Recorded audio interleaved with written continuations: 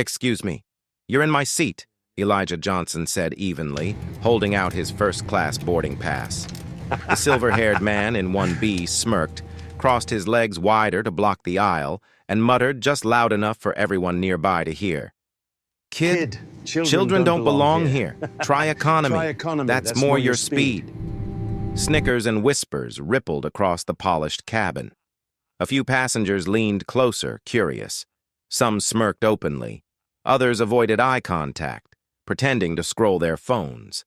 The flight attendant hurried over, gave Elijah's phone a cursory glance, and without a moment's pause, nodded toward the older man. "Sir, please step aside. We'll have you sit in coach until this is sorted out." Heat flushed across Elijah's face, not from shame alone, but from the sharp edge of fury. His sneakers, his hoodie, his youth. None of it should have mattered. Yet here he was, condemned by every stare that burned into him, by every assumption whispering that a 20-year-old black kid couldn't possibly afford seat 1A. They were waiting for him to crack, waiting to see him stammer, to see him shrink, to watch the so-called imposter get dragged back to economy where he supposedly belonged. But Elijah wasn't about to give them the ending they expected. Elijah paused at the threshold of the first-class cabin, taking in the pristine leather seats and the soft ambient lighting. The space felt more like a luxury hotel lobby than an airplane, all warm woods and polished chrome. He pulled out his phone to double-check his boarding pass one more time. Seat 1A, first class, confirmed and paid. The flight attendant stationed at the galley looked up from her tablet, her practiced smile faltering almost imperceptibly when her eyes landed on him. Sarah Mitchell had been working first class for Delta for 8 years, and she prided herself on reading passengers. Designer suits, expensive watches, the particular way wealth carried itself through the world. This young man in his campus casual attire didn't fit the pattern. "Excuse me?" Sarah said, her voice carrying just enough authority to stop him mid-stride. "May I see your boarding pass?" Elijah handed over his phone without hesitation, watching as she studied the screen with unnecessary intensity. Behind her, he could see other passengers settling into their seats, their carry-on bags already stowed in overhead compartments. No one else had been asked for additional verification. "Is there a problem?" he asked, his tone remaining level and professional. "Just following standard procedures," Sarah replied, though her eyes told a different story. She handed back his phone with visible reluctance. "Seat 1A is right there." As Elijah moved toward his assigned seat, he became aware of the subtle shift in the cabin's atmosphere. Conversations didn't exactly stop, but they quieted. Eyes tracked his movement with the kind of casual surveillance that wealthy people performed without conscious thought. He had felt this examination countless times before, in boardrooms, at networking events, anywhere his presence challenged unspoken assumptions about who belonged. The man in seat 1B looked up from his Wall Street Journal as Elijah approached. Marcus Sterling was the kind of person who wore his success like expensive cologne, overwhelming and impossible to ignore. His silver hair was perfectly styled, his suit clearly bespoke, and his expression carried the particular disdain reserved for those he considered beneath notice. "Interesting," Marcus muttered to the woman across the aisle, his voice pitched just loud enough to be overheard. "These days, everyone thinks they deserve first class. Parents probably maxed out their credit cards to buy Junior a fancy seat so he can post it on Instagram." Elijah felt the familiar heat rise in his chest, but forced his expression to remain neutral. He had learned long ago that reacting to casual racism only gave people the excuse they were looking for to label him as aggressive or unprofessional. Instead, he slid into his seat, pulled out his laptop, and began reviewing the presentation that would make or break his company's future. But even as he tried to focus on his work, he could feel the weight of judgment pressing down on him like a physical force. The whispered conversations, the sideways glances, the way Sarah Mitchell kept finding reasons to walk past his seat. It all felt orchestrated, deliberate. Something was wrong here, and Elijah's instincts, honed by years of navigating hostile environments, were screaming warnings he couldn't yet fully understand. 20 minutes into boarding, Sarah Mitchell returned to Elijah's row, this time carrying a clipboard and wearing an expression of bureaucratic concern. She stopped directly beside his seat, close enough that other passengers couldn't help but notice the interaction. "Sir, I'm going to need to see some additional identification," she announced, her voice carrying across the quiet cabin. Elijah looked up from his laptop, where he had been reviewing financial projections that would soon make him one of the youngest billionaires in American history. "Additional identification? I've already shown you my boarding pass and driver's license. There's been a concern raised about the validity of your ticket," Sarah said, glancing meaningfully toward Marcus Sterling. "Fraudulent bookings have become a serious issue, and we need to verify that this seat was legitimately purchased." The word fraudulent hung in the air like an accusation. Elijah felt every pair of eyes in first class turn toward him, the collective gaze of his fellow passengers now openly curious rather than merely suspicious. He reached for his wallet, pulling out his passport with movements that were deliberately calm and controlled. "Here's my passport," he said, handing over the document. "You'll find everything is in order." Sarah examined the passport with theatrical thoroughness, flipping through pages as if searching for evidence of some international conspiracy. Behind her, Marcus Sterling had abandoned any pretense of reading his newspaper and was watching the proceedings with obvious satisfaction. "This doesn't really prove you paid for the ticket yourself," Marcus interjected, his voice dripping with false concern. "Identity theft is so common these days. Someone your age, well, let's just say the financial profile doesn't quite match up." Other passengers nodded in agreement, their expressions shifting from curiosity to something approaching civic duty. A woman in 2C pulled out her phone, ostensibly to check messages, but clearly positioning herself to record whatever happened next. "Sir," Sarah continued, "I'm going to need to see proof of payment for this ticket. A credit card statement, perhaps, or some other verification of your financial standing." Elijah felt the trap closing around him. The familiar mechanism of institutional racism disguised as reasonable procedure. They weren't asking for his credentials, they were demanding proof that someone like him could legitimately occupy space in their world. "Are you asking any other passengers for financial documentation?" he asked quietly. Sarah's face flushed slightly. "This is standard security protocol for suspicious transactions." "Suspicious how, exactly?" The question hung in the air, unanswered but understood by everyone within earshot. Elijah watched the faces around him, seeing the mixture of embarrassment and defensiveness that always emerged when people were forced to confront their own prejudices. Some looked away, uncomfortable with the naked bias on display. Others doubled down, their expressions hardening with righteous indignation. "Look, kid," Marcus Sterling said, rising from his seat with the authority of someone accustomed to being obeyed. "We all pay good money for first class. We have a right to feel secure up here. You can understand our concern." Elijah understood perfectly. He understood that his crime was existing in a space where he wasn't expected. He understood that his success, his intelligence, his careful preparation, none of it mattered when measured against the color of his skin and the assumptions it triggered. What they didn't understand was that he had been preparing for this moment his entire life. The confrontation escalated with the brutal efficiency of a public execution. Marcus Sterling positioned himself in the aisle, effectively blocking Elijah's exit, while Sarah Mitchell stood guard at the other end. The physical positioning was no accident.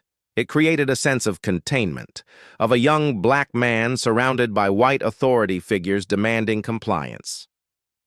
"I've been flying first class for 20 years, Marcus announced, his voice pitched to carry throughout the cabin. "I've never seen anything like this." A kid who can barely shave, sitting in a seat that costs more than most people make in a month. It's obviously fraudulent. The word fraudulent ricocheted around the cabin like a bullet, finding its mark in the faces of other passengers who began nodding in agreement. Someone in the back of first class called out, "How did he even get through security?" Sarah Mitchell seized the moment. "Sir, I'm going to have to ask you to move to an economy seat while we sort this out. Company policy requires verification of suspicious transactions before takeoff."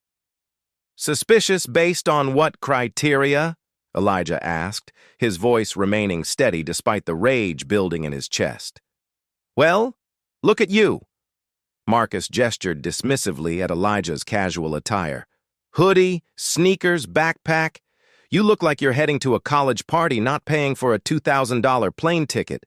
The woman in 2C had her phone out now, openly recording. This is going straight to Twitter," she muttered to her companion. "Another scammer trying to live above his means."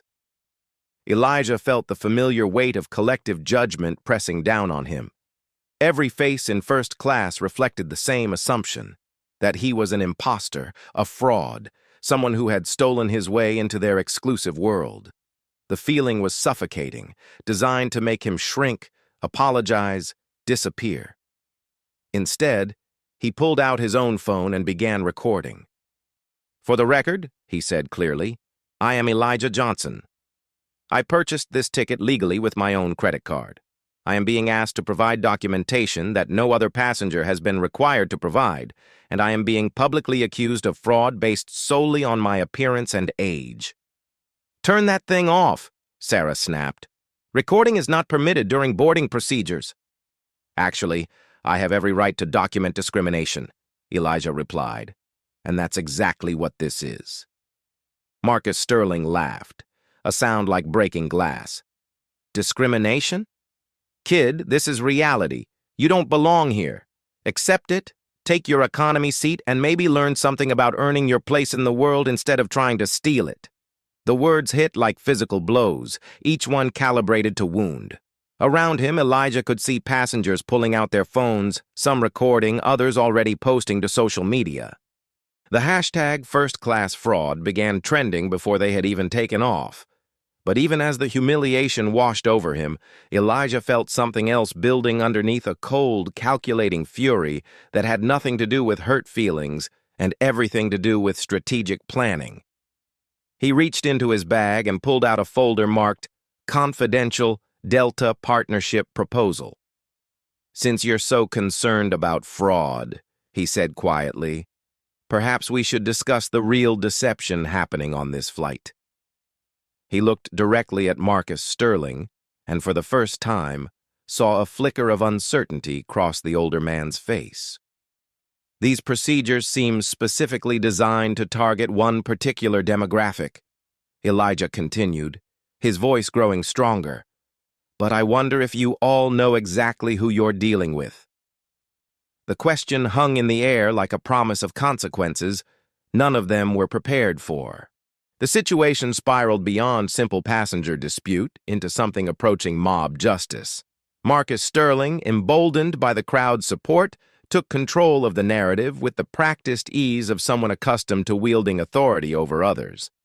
"This is exactly what's wrong with society today," he declared, his voice carrying to passengers in economy who had begun craning their necks to see the commotion. "Entitled kids thinking they can buy their way into spaces they haven't earned. Someone needs to call security before this gets out of hand." A man from 3A stood up, pulling out his phone. "I'm calling the FBI. This looks like credit card fraud to me." Others murmured agreement, their phones already out, recording what they were convinced would be a viral video of a scammer being exposed. Sarah Mitchell seized the moment to assert her authority. "Sir, I need you to comply with airline personnel immediately. Captain's orders: either provide proof of legitimate purchase or move to economy seating." "And if I refuse?" Elijah asked, his voice deadly calm. "Then we have a federal incident on our hands," Marcus interjected with obvious satisfaction. "Disrupting air travel is a serious crime. They'll drag you off this plane in handcuffs. The threat hung in the air like smoke from a fired gun. Around them, passengers held their phones high, live streaming what they believed would be the downfall of a young black man who had dared to reach above his station. Comments flooded social media feeds. Caught red-handed. This is why we need better security. Typical welfare fraud. But Elijah had stopped listening to their words. Instead, he was watching their faces, reading the cruel satisfaction in their expressions, the way they seemed to feed off his apparent helplessness. This wasn't random passenger concern. This was coordinated, theatrical, designed for maximum humiliation. His eyes found Marcus Sterling again, noting details he had missed before. The way the older man's expensive suit couldn't quite hide the tech company logo on his laptop bag. The quick glance at his watch when Sarah Mitchell had first approached. The practiced nature of his outrage, as if he had rehearsed these exact words. "You're Marcus Sterling," Elijah said suddenly, his voice cutting through the cabin noise. "CEO of Credit Max Financial." Marcus's face went very still. "What does that have to do with anything?" "Credit Max competes directly with digital payment platforms," Elijah continued, pieces clicking into place with crystalline clarity. "Your company is hemorrhaging market share to younger, more innovative competitors. You're scheduled to meet with Goldman Sachs tomorrow morning about emergency funding." The color drained from Marcus's face. "How could you possibly—" "The same way I know that your company's stock price has dropped 40% in the last quarter," Elijah said, rising from his seat. "The same way I know you've been systematically trying to sabotage your competitors through negative media campaigns and false regulatory complaints." Around them, the live streams continued, but now the narrative was shifting. Comments began questioning what was really happening. "Wait, who is this kid? How does he know all this? Something's not right here." Elijah reached into his bag and pulled out his phone, speed dialing a number he had hoped never to use in public.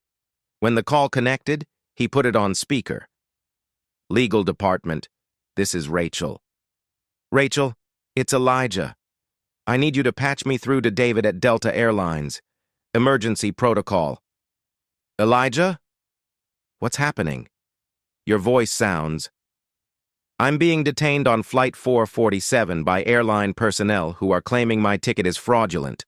The situation has been orchestrated by Marcus Sterling of Credit Max, and I need immediate verification of our corporate partnership." The cabin had gone completely silent. Sarah Mitchell stood frozen, her hand still extended as if she could somehow take back the phone that was broadcasting their conversation to the world. "Oh my God!" Rachel's voice crackled through the speaker. "Elijah, stay on the line. I'm conference calling David right now." Marcus Sterling stepped back, his face now pale with understanding. The trap he had set was about to become his own prison, broadcast live to thousands of viewers who were beginning to realize they were witnessing something far more complex than a simple case of travel fraud. "Mr. Sterling," Elijah said quietly, "I think it's time we discussed who really doesn't belong on this flight." The phone's speaker crackled to life with a voice that commanded immediate attention throughout the cabin. "This is David, Senior Vice President of Corporate Partnerships for Delta Airlines." "Who am I speaking with?" Every passenger in first class leaned forward, their phones still recording but now capturing something entirely different from what they had expected. Sarah Mitchell looked like she wanted to disappear into the aircraft's hull. "David, this is Elijah Johnson, CEO of Finance Forward. I'm currently aboard Flight 447 where your crew has detained me based on accusations of ticket fraud. The situation has escalated to threats of federal charges." A pause that seemed to last forever. Then David's voice, sharp with alarm. "Mr. Johnson?" "Sir, there must be some terrible mistake. You're our platinum corporate partner. Your company handles digital payments for our entire loyalty program." The words hit the cabin like a physical shockwave. Marcus Sterling stepped backward, his face cycling through disbelief, recognition, and dawning horror. Around them, passengers began lowering their phones, their expressions shifting from righteous indignation to uncomfortable awareness that they had been spectators to something far darker than they had realized. Elijah stood slowly, his movements deliberate and controlled. He reached into his laptop bag and withdrew a leather portfolio, opening it to reveal documents bearing both Delta and Finance Forward logos. "For those who were concerned about my legitimacy," he said, his voice carrying clearly through the now silent cabin, "Finance Forward processed over $50 million in transactions for Delta Airlines last quarter. We're currently negotiating a partnership extension worth $200 million. Sarah Mitchell's hands were shaking as she reached for the portfolio. Her eyes scanned the official documents, contracts, payment authorizations, corporate partnership agreements, all bearing Elijah's signature and title, Chief Executive Officer. "Mr. Johnson," David's voice continued through the speaker, "I am personally going to investigate how this situation occurred. This is completely unacceptable treatment of any passenger, let alone one of our most valued corporate partners." "There's more you should know, David," Elijah said, his eyes never leaving Marcus Sterling's face. "This incident was not random passenger concern. Mr. Sterling here is CEO of CreditMax Financial, one of our direct competitors. He's been systematically attempting to sabotage our company through false regulatory complaints and negative media campaigns." Marcus opened his mouth to protest, but Elijah continued relentlessly. "His presence on this specific flight, his immediate recognition of me despite never having met, his prepared talking points about fraud and legitimacy. This was a calculated attempt to create viral content that would damage Finance Forward's reputation exactly 24 hours before our largest investor meeting." The cabin erupted in whispers as passengers began connecting the dots. Phone cameras swiveled toward Marcus, who stood frozen like a deer caught in headlights. The man who had orchestrated a public humiliation now found himself at the center of his own exposure. "Is this true?" David's voice demanded through the speaker. Elijah pulled out his own phone and began scrolling through screenshots. "Marcus booked his ticket 4 hours after our flight details were leaked by a former employee he recently hired. His seat assignment was changed 3 times to ensure he'd be positioned next to me, and his first-class ticket was purchased by CreditMax's corporate account. The evidence was devastating and undeniable. Around them, passengers who had been eager to participate in what they thought was the exposure of a fraud now found themselves accomplices to corporate sabotage and racial profiling. Furthermore," Elijah continued, "the entire incident has been live-streamed and recorded by multiple passengers. We now have documented evidence of systematic discrimination, false accusations, and what appears to be coordinated harassment." Sarah Mitchell sank into an empty seat, her face ashen. Marcus Sterling looked around the cabin desperately, as if searching for an escape route that didn't exist.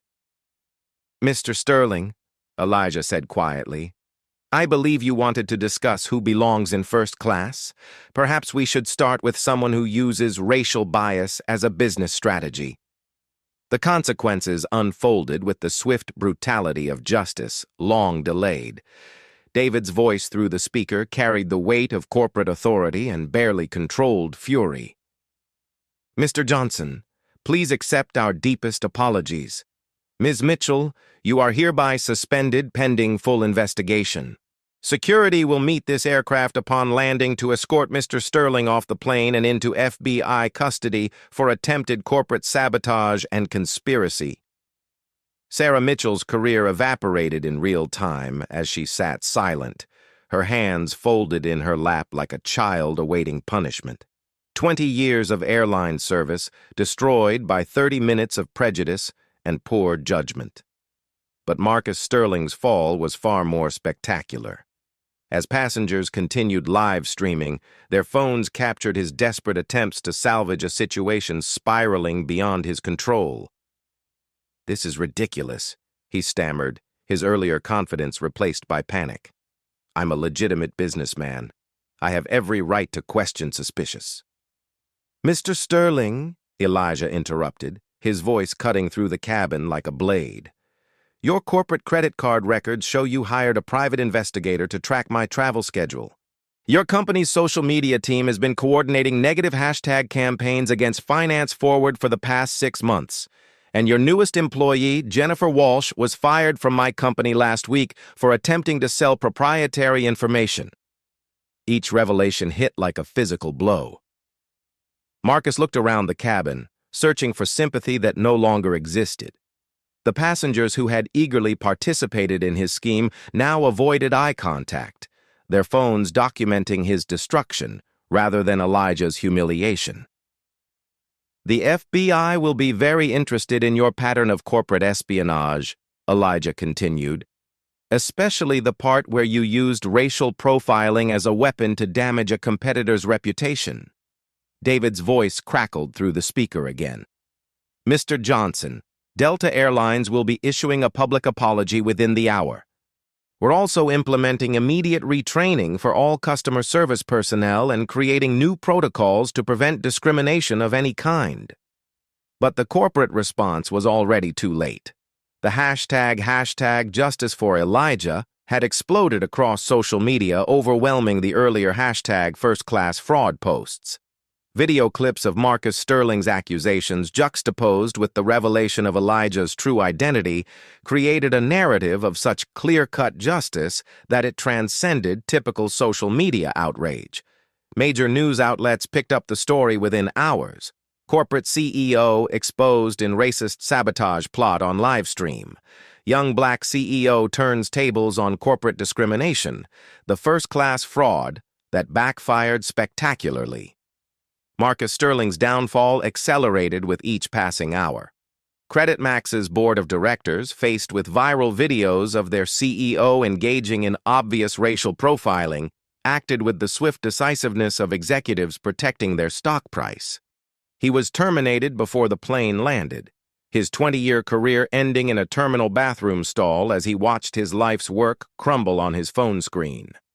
The passengers who had eagerly participated in what they thought was the exposure of fraud now found themselves internet infamous, their faces preserved forever in the moment they chose mob justice over human decency.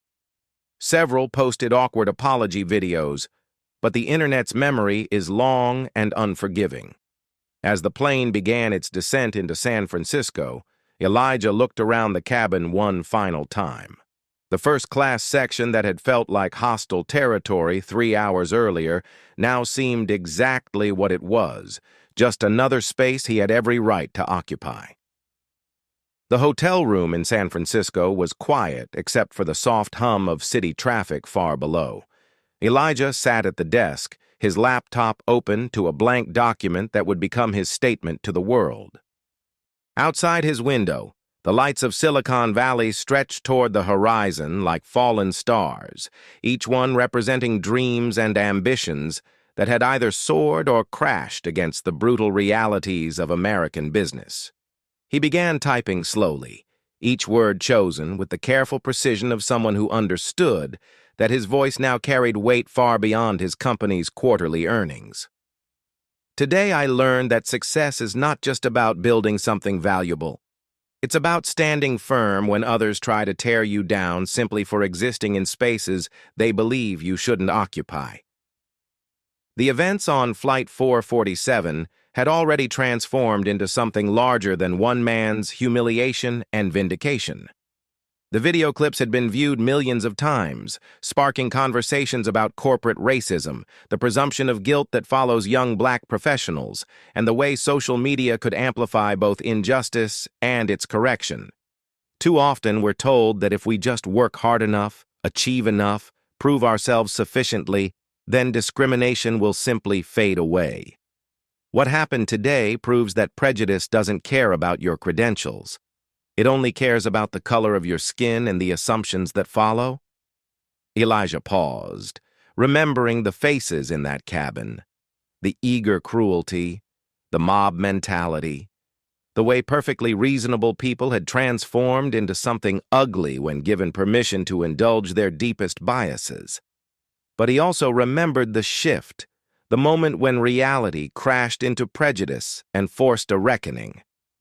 But here's what I also learned. Silence in the face of injustice is not dignity, it's complicity. Every time we absorb discrimination quietly, hoping it will pass, we give permission for it to happen to the next person. Our voices, our evidence, our refusal to disappear, that's where change begins. The statement would be published across every platform Finance Forward maintained. It would be read by millions, quoted in congressional hearings, and cited in corporate training programs for years to come. But in this quiet moment, it felt like something simpler. One young man processing the weight of carrying his community's hopes while navigating a world that questioned his right to exist in it. The passengers on that flight saw what they expected to see. A young black man who couldn't possibly belong in first class. What they discovered was a CEO who refused to accept their limitations. The difference between those two realities is where our power lives. Tomorrow's investor meeting would proceed as scheduled. The $200 million in funding would likely increase to $300 million as venture capitalists recognized the marketing value of backing a CEO who had become a symbol of resistance. Finance Forward would continue growing, hiring, changing the landscape of digital payments one transaction at a time. But the real victory wasn't financial. It was in the thousands of messages already flooding his social media accounts, young people of color sharing their own stories of discrimination, older professionals admitting their own biases, and corporate leaders promising to examine their company's practices more critically.